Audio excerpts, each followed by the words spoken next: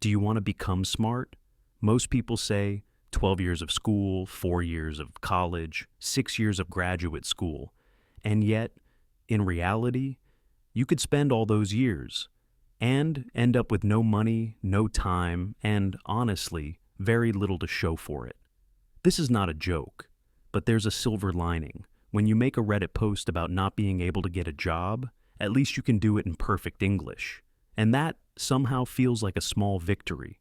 If you haven't guessed yet, becoming smart is actually really easy. Even if you think your genes make you dumb compared to any other animal, you're actually pretty overpowered. Humans are amazing, and most of us don't even realize it. When people like you and me say we want to get smarter, it usually means a lot of things. We want to learn useful skills, ideally ones that make money. We want to be good at solving problems, and hopefully, some of those problems pay. We want better grades. We want to learn difficult subjects, to earn more, and maybe, just maybe, flex a little.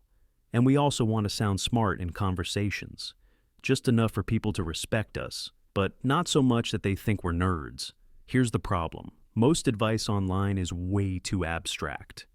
Be patient. Follow your dreams. Work on yourself. Great, sounds nice, but who actually follows that? Usually only Oprah or Socrates. So, what really works if you want to get smarter right now? Here's a starting point. Eat blueberries. They're brain food. Drink black coffee. Exercise. Sleep more. Take IQ tests. Listen to classical music. All of that is fine, but eventually you actually need to learn stuff. Real knowledge.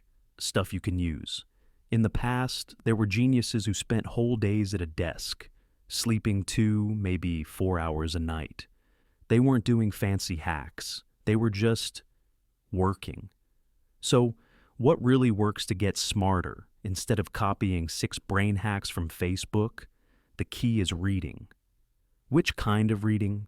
Fiction helps you read faster. It improves your vocabulary. And if you read a lot of dialogue, it can actually make you feel like you have friends. But most people go straight to nonfiction, which is key if you want to casually drop interesting knowledge in conversations. For example, reading a history book can make you sound like an expert in almost any conversation. The key is, don't be obnoxious. Crazy how we evolved from chimpanzees, right? Actually, evolution isn't that simple.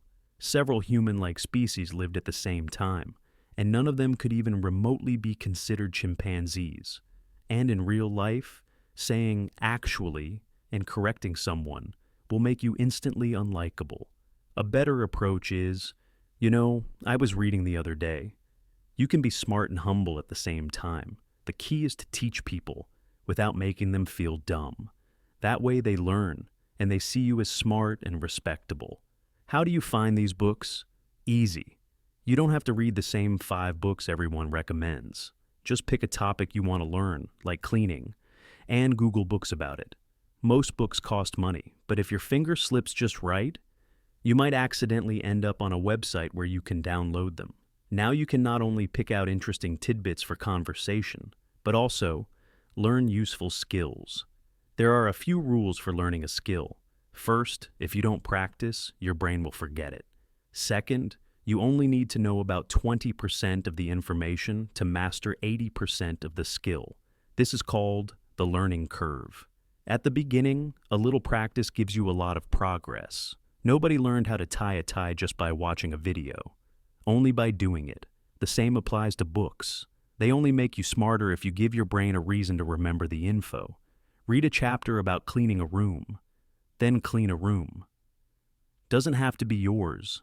Now you won't forget it. Can't practice physically? Imagine the situation. Reading a book about jump-starting a car? Imagine you're doing it for real. Watch a video. Pretend it's your car. Your brain will remember it as if you actually did it. Use everything you learn. Always imagine when it will be useful. This is basically how school works. The teacher creates an imaginary situation, a test, where you need to apply that knowledge. Repetition, space learning, or mind maps help. But the biggest results come from practicing with questions. That's why textbooks are top tier for fast learning. No fluff, no distractions, just pure information and exercises.